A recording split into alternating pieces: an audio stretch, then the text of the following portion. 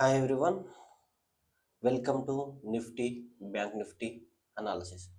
అనుకోవచ్చు లాస్ట్ 2 డేస్గా మన ప్రిడక్షన్ అనేది 100% వర్కౌట్ అవ్వట్లేదు. దాన్ని నేను కూడా కాన్ఫిడెన్స్గా ఒప్పుకుంటాను. అలా ఒప్పుకోవడానికి నేను బాధపడట్లేదు. ఎందుకంటే నేను ఏం ఆశించాను మార్కెట్లో, అసలు నేను మార్కెట్లో ఏం ఎక్స్పెక్ట్ చేశాను అనేది మీకు క్లియర్గా రిప్రజెంట్ చేయాలి అని అనుకుంటున్నాను ఈ వీడియోలో. యా యాక్చువల్గా నేను ఏం ఎక్స్పెక్ట్ చేశాను అంటే మీరు చూసుకోవచ్చు, బిఫోర్ మనకి ఆర్బీఐ ఎంపీసీ డిసిజన్స్ వచ్చే ముందు మనకి మార్కెట్లో షార్ట్ ఫాల్ అయిన తర్వాత మంచి మార్కెట్ రికవరీ చూపించింది. మీరు గుర్తుంచుకోవచ్చు, మార్కెట్ అనేది ఆర్బీఐ డిసిజన్స్కి ముందు రోజు, ఆర్బీఐ డిసిజన్స్ వచ్చిన రోజు కాదు. అండ్ తర్వాత ఇక్కడ కన్జ్యూమర్ ప్రైస్ ఇండెక్స్ డాటా వచ్చిన రోజు మళ్ళీ మార్కెట్ బాగా ఫాల్ అయిన తర్వాత చూడొచ్చు ఎంత దారుణంగా రికవరీ అయింది అనేది. ఇక్కడ కూడా షార్ట్ రికవరీ, ఇక్కడ షార్ట్ రికవరీ. సో నేను కూడా ఏమనుకున్నాను అంటే మనకి నెక్స్ట్ 2 డేస్ అంటే ఇవాళ అయిపోయినట్టే రేపు ఈవినింగ్ మనకి మార్కెట్లో ఫెడ్ ఇంట్రెస్ట్ రేట్స్ డిసిజన్స్ ఉన్నాయి, federal bank interest rates decisions ఉన్నాయి. సో మార్కెట్ అనేది అతిగా ఫాల్ కాకపోవచ్చు, ఎందుకంటే మార్కెట్ మనకి లాస్ట్ 2 టైమ్స్ హై రికవరీ చూపించింది కాబట్టి మార్కెట్ అతిగా ఫాల్ కాకపోవచ్చు, చాలా పడిపోతుంది అని అనుకోలేదు. ఒకవేళ పడ్డా అది తక్కువగా పడిపోతుంది. సో నేను ఇక్కడ ఏం ఎక్స్పెక్ట్ చేశాను అంటే పడడం అనేది తక్కువగా ఉంటుంది. మార్కెట్లో మీరు బాగా గమనించవచ్చు పార్టిసిపెంట్స్ యొక్క బిహేవియర్ అనేది, మార్కెట్లో పార్టిసిపెంట్స్ యొక్క బిహేవియర్ అనేది కూడా చూస్తే ఈ రికవరీ టైంలో, మార్కెట్ రికవరీ టైంలో ఎప్పుడైనా చూడండి, మార్కెట్ రికవరీ టైంలో పార్టిసిపెంట్స్ ఎక్కువ వస్తున్నారు, మిగతా టైంలో పార్టిసిపేషన్ చాలా తక్కువగా ఉంటుంది. గమనించవచ్చు, అది నేను బాగా గమనించాను, బాగా అర్థం చేసుకున్నాను. మార్కెట్ ఫాల్ అవ్వడం ఉంటే తక్కువగా, రికవరీ అయితే పార్టిసిపెంట్స్ ఎక్కువగా వస్తున్నారు. సో ఇక్కడ ఏంటి అంటే ఆ పార్టిసిపేషన్ బిహేవియర్ని నేను పర్ఫెక్ట్గా ఐడెంటిఫై చేసి దానికి తగ్గట్టుగా నేను ప్లాన్ చేయాలి నా ట్రేడింగ్ని అని అనుకున్నాను. అది నా తప్పైతే అని నేను అనుకోవట్లేదు, ఎందుకంటే ఇది మార్కెట్లో ఒక సైకాలజీ. ఏంటిది, దాన్ని ఐడెంటిఫై చేయడం, దాన్ని యూటిలైజ్ చేసుకోవడం అనేది అది మన సైకాలజికల్ డిసిజన్. సో ఆ సైకాలజికల్ డిసిజన్ని మనం ట్రస్ట్ చేయడం అనేది తప్పనంటే అది చాలా తప్పు. ట్రేడింగ్ అనేది నేను మూమెంటం బట్టి వెళ్తాను అంటే అది ట్రేడర్ డిసిజన్. అలా చేసేవాడు ఎప్పుడు ఒక ప్రిడక్టర్ యొక్క ప్రిడక్షన్స్ని ట్రస్ట్ చేసి ఎప్పుడు వెళ్ళడు. సో ఇక్కడ ఒక ప్రిడక్టర్ అనేవాడు పబ్లిక్ ప్రిడక్షన్ ఇస్తున్నాడు అంటే వాళ్ళకి క్లియర్గా ఏం చెప్పాలి, సేఫ్ ట్రేడింగ్ ప్లాన్ సెటప్స్ చెప్పాలి అని నేను ఇదివరకు మాట్లాడాను, ఇప్పుడు మాట్లాడుతున్నాను. సో ఇక్కడ ఏంటి అంటే ఓవర్ యాంగ్జైటీని ఇస్తూనే నేను ఏదో చెప్పడం అనేది చేస్తే అది మీకు లాస్ ఇస్తే తర్వాత హూ ఈజ్ రెస్పాన్సిబుల్ అంటే బాప్ ఆఫ్ చార్ట్ లెక్కనే ఇక్కడ రిటైల్ ఇన్వెస్టర్ అనేటువంటి ఉన్నాడు వరంగల్ నుంచి, అతను అని చెప్పేసి అంటే ఇట్ ఈస్ బ్యాడ్ ఇమేజ్. ఆ బ్యాడ్ ఇమేజ్ కన్నా మార్కెట్లో నా ట్రేడ్స్ ఎగ్జిక్యూట్ కాకపోతే బెటర్ కదా. ప్రాబ్లం ఉన్నది ఇప్పుడు ఏమనుకుంటారు, నాకు లాస్ రాకుండా మంచిదే కానీ నా ప్రాఫిట్ సేఫ్గా ఉండాలనేది అందరు కోరుకునేది. సో ఇక నువ్వు no trade, no loss, no execution, no loss, problem లేదు కదా. బట్ ఎగ్జిక్యూట్ చేస్తే మంచి ప్రాఫిట్ ఇవ్వాలి, మంచిగా మార్కెట్లో మూమెంటం అనేది క్యాచ్ చేసుకోగలగాలి అనేది ఆలోచన. సో నేను ఇవాళ కూడా అదే ఆలోచించాను. మార్కెట్లో ఇవాళ నేను చెప్పినట్టుగానే మార్కెట్లో అప్డేట్స్ ఇస్తానని చెప్పేసి, లైవ్ మార్కెట్లో మీకు వాట్సాప్ గ్రూప్లో అప్డేట్ ఇస్తానని చెప్పేసి క్లియర్గా అదే చెప్పాను. నేను కూడా ఇక్కడ ఏంది 11:15కి చూసుకోవచ్చు, 10:15కి చూసుకోవచ్చు, waiting for green candle in Nifty.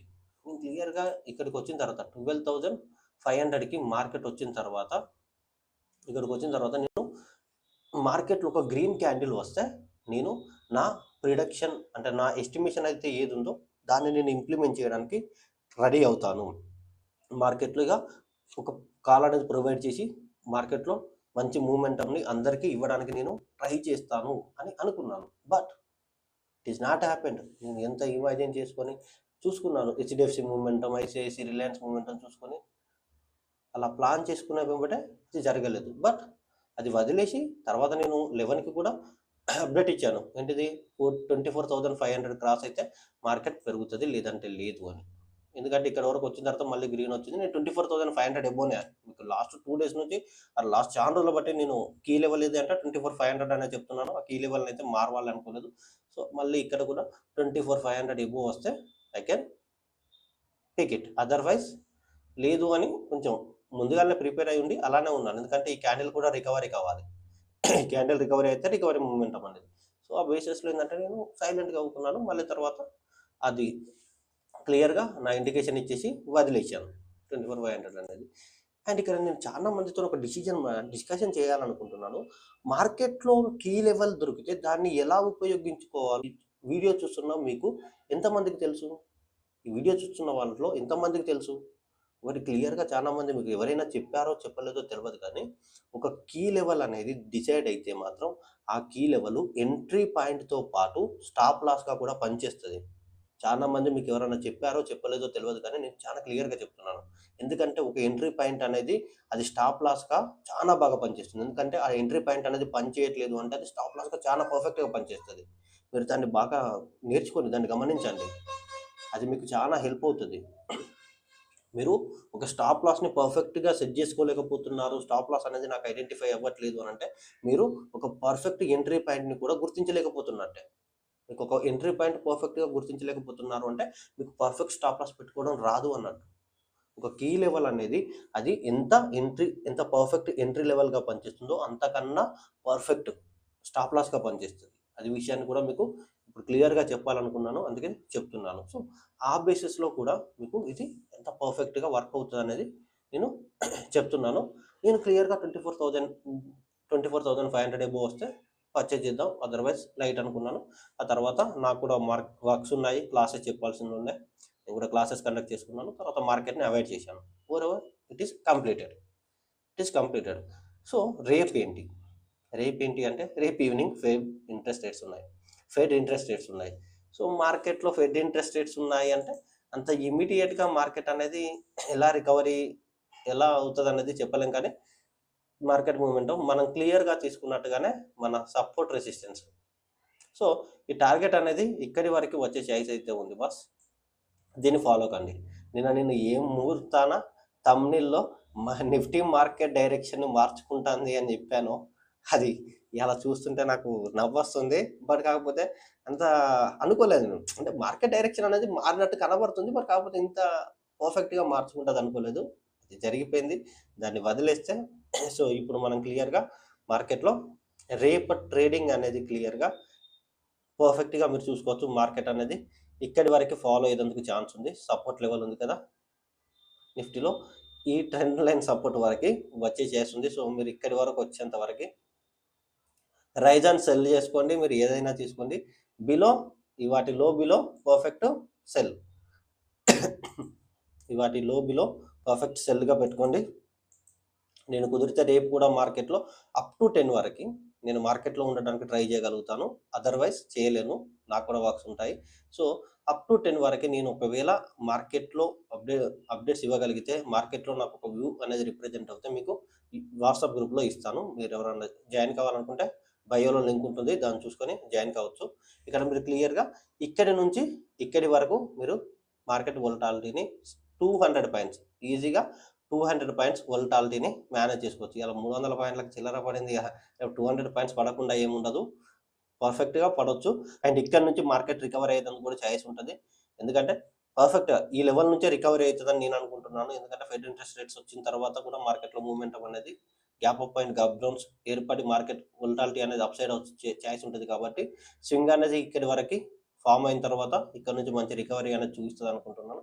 Otherwise అయితే మళ్ళీ ఒక లెవెల్ అనేది ఫార్మ్ అవుతది. అది కూడా చూసుకోవచ్చు. ఎక్కడి నుంచి ఎటు వరకు ఉంటది. అండ్ ఒకవేళ కిందకి రాకపోతే మరి పరిస్థితి ఏందనుకుంటే మాత్రం మనకి రీసెంట్‌గా ఉన్నదైతే ఎక్కడ లేదు. ఇక్కడ ఒక కాడనే ఉన్నట్టున్నది. సో, ఇదొకటి గీసుకొని అయితే ఉంచుకోండి ప్లీజ్. మీకు హెల్ప్ అవుతది. ఎందుకంటే డౌన్ ట్రెండ్ సపోర్ట్ పని చేయలేదంటే అప్ ట్రెండ్ సపోర్టే పని చేయాలి. మార్కెట్‌లో ఎప్పుడైనా అంతే కదా! Either down trend, either up send up trend, up side. So, ఇది పని చేస్తదా అంటే ఇదే రావాలి. దీనికన్నా ఇదే స్ట్రాంగ్‌గా ఉంది కాబట్టి అండ్ గ్యాప్ డౌన్ తర్వాతనే ఒకటి క్లారిటీ. రేపు మార్కెట్‌లో నేను అప్డేట్ ఇస్తాను మీకు. ఎందుకంటే వ్యూ కూడా చూస్తే కొంచెం ఇక్కడ సపోర్ట్ ఒకవేళ ఫార్మ్ అయితే మాత్రం వేరే ఉంటది పరిస్థితి. ఇక్కడ సపోర్ట్ ఫార్మ్ కాకపోతే మాత్రం ఇది support. One thing is clear. ఎందుకంటే మార్కెట్ అప్ ట్రెండ్ మొమెంటం స్వింగ్స్‌ని ఫార్మ్ చేయాల్సొస్తే ఇది. అంతే కదా! ఇలా వస్తది. ఈ సపోర్ట్ దీని మీద బేస్ అయ్యి రన్ అవ్వాలి market. Either down trend support మీద ఫార్మ్ అయ్యి వెళ్ళాలి అంటే దీని మీద. మార్కెట్‌లో ఇది కామన్ థింగ్. ఎందుకంటే మార్కెట్ వెళ్తే అప్ ట్రెండ్ సపోర్ట్ మీద వెళ్తుంది ఆర్ డౌన్ ట్రెండ్ సపోర్ట్ మీద. సో మనకి అప్ ట్రెండ్ సపోర్ట్ అనేది లాస్ట్ ప్రీవియస్ స్వింగ్స్ వచ్చాయి కాబట్టి ఆ ప్రీవియస్ స్వింగ్స్ ప్రకారం బేస్ చేసుకొని డ్రా చేస్తే మనకి ఇది అప్ ట్రెండ్ సపోర్ట్గా ఫామ్ అవుతుంది. సో మార్కెట్ అనేది మనం కొంచెం ఇక్కడనే ఆగితే మార్కెట్ అనేది అప్ టు కొద్దిసేపు ఉంటుంది కదా, ఒక 9:30 కానీ 9:45 10 వరకు చూసిన తర్వాత మార్కెట్ అనేది ఇదే లెవెల్లో ఉంటే దీన్ని సపోర్ట్గా తీసుకుంటుంది అని అనుకోవచ్చు. దీన్ని సపోర్ట్గా తీసుకొని మార్కెట్ పైకి వెళ్తుందంటే మళ్ళీ ఇంకొక ఇక్కడ నుంచి ఏదో ఒకటి మనకి అప్సైడ్ రెసిస్టెన్స్ ఫామ్ అవుతుంది. అప్పటి వరకు మనకి ఇది యాక్టివ్ సపోర్ట్గా అవుతుంది. అదర్వైజ్ ఇది యాక్టివ్గా లేదంటే మీకు మనకి ఏది లేదు, సపోర్ట్ ఇదే ఒకటి. ఈ మిడిల్లో గీసిన సపోర్ట్ వస్తుంది, లేదంటే ఇది మీరు బాగా గుర్తుంచుకోండి. ఎందుకంటే లైవ్ మార్కెట్లో నేను అప్డేట్ ఇచ్చినా ఇవ్వకపోయినా ఇది ఒకటి మాత్రం క్లియర్గా చూసుకోవాలి. అప్ ట్రెండ్ సపోర్ట్ అనేది ఒకటి మార్కెట్లో రిప్రజెంట్ అయితే ఉంటుంది. ఎప్పుడైనా కూడా అది యాక్టివ్గా ఫామ్ అయ్యేదానికి కూడా ఛాయిస్ ఉంటుంది. సో ఇక్కడ నుంచి ఇది ఒకటి చూసుకోండి. అండ్ డౌన్ ట్రెండ్ మాత్రం ఇది. అందుకంటే ఈ ట్రెండ్లో మార్కెట్ అనేది మూమెంటంని చేంజ్ చేసుకుంటే మూమెంటం చేంజ్ కాగలుగుతుంది. ఎప్పుడు ఏది జరిగేది తెలియదు కాబట్టి మనకి అప్ ట్రెండ్ సపోర్ట్ కూడా యాక్టివ్గా ఉండడానికి అది ఎక్కడి నుంచి డ్రా చేసుకోవాలంటే క్లియర్గా చూపుతున్నాను. 28th రోజు లో నుంచి మీరు పర్ఫెక్ట్గా మీ అప్ ట్రెండ్ సపోర్ట్ని డ్రా చేసుకోండి. అది మీకు యాక్టివ్గా పనిచేస్తుంది. వేరే ఏ లెవెల్స్ని వేరే వేని ఫాలో కావాల్సిన అవసరం లేదు. అండ్ ఇది వదిలేస్తే బ్యాంక్ నిఫ్టీ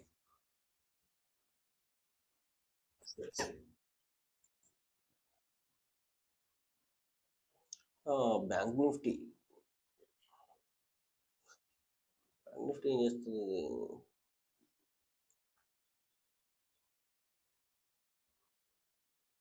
ఇది సపోర్ట్ వాస్ ఇక దీనికి మించి ఏమీ లేదు. బ్యాంక్ నిఫ్టీ కూడా సపోర్ట్ ఇక్కడి వరకు ఉంది, కిందకి వస్తే 7 వరకు వస్తుంది. సో బ్యాంక్ నిఫ్టీ వచ్చేందుకు ఛాన్స్ ఉంది కాబట్టి నిఫ్టీ కూడా చెప్పలేం. బట్ బ్యాంక్ నిఫ్టీ ఫాల్ అయినంత మాత్రం నిఫ్టీ ఫాల్ కావాలన్న రూల్ కూడా ఉండదు. సమ్ టైమ్స్ ఇండెక్స్ ఒకవేళ ఐటీ స్టాక్స్ ఇవన్నీ వేరే ఇండెక్స్లో మూవ్ చేస్తే వెళ్తాయి. అండ్ ఇవాళ మార్కెట్ ఫాల్ అవ్వడానికి కూడా హెచ్డిఎఫ్సి కూడా కారణం. హెచ్డిఎఫ్సికి సెబీ ఏదో పెనాల్టీ వేసిందన్న న్యూస్ కూడా నేను మార్నింగ్ కూడా చూశాను. బట్ కాకపోతే అదంత ఇంపాక్టివ్గా ఎఫెక్టివ్గా పనిచేయదు అనుకున్నాను. ఇక్కడ మీరు చూసుకోవచ్చు సపోర్ట్ మాత్రం ఇక్కడ ఐడెంటిఫైడ్. మీరు దీన్ని ఫాలో కండి. అండ్ నిఫ్టీలో నేను ఏం చెప్పానో క్లియర్గా అప్ ట్రెండ్ అండ్ ఇప్పుడున్న డౌన్ ట్రెండ్ సపోర్ట్ని క్లియర్గా ఒకసారి మేనేజ్ చేసుకొని చూసుకోండి. నేను రేపు మ్యాక్సిమం మార్నింగ్ అవర్స్లో అప్ టు 10 వరకు మీకు మార్కెట్ అప్డేట్స్ అయితే ప్రొవైడ్ చేస్తాను. నా వ్యూ ఒకవేళ మారినా, ఒకవేళ కీ లెవెల్ అనేది ఏదైనా ఐడెంటిఫై మీకు ఏదైనా ఎంట్రీ పాయింట్ని చెప్పాలన్నా కూడా అక్కడ చెప్తాను. పర్ఫెక్ట్. అండ్ నేను క్లియర్గా మీకు ఎటువంటి డైరెక్షన్ ఇస్తున్నాను, ఎందుకు ఇస్తున్నాను అనేది కూడా మీకు క్లియర్గా చెప్తాను. మీరు దాన్ని బాగా అర్థం చేసుకోండి.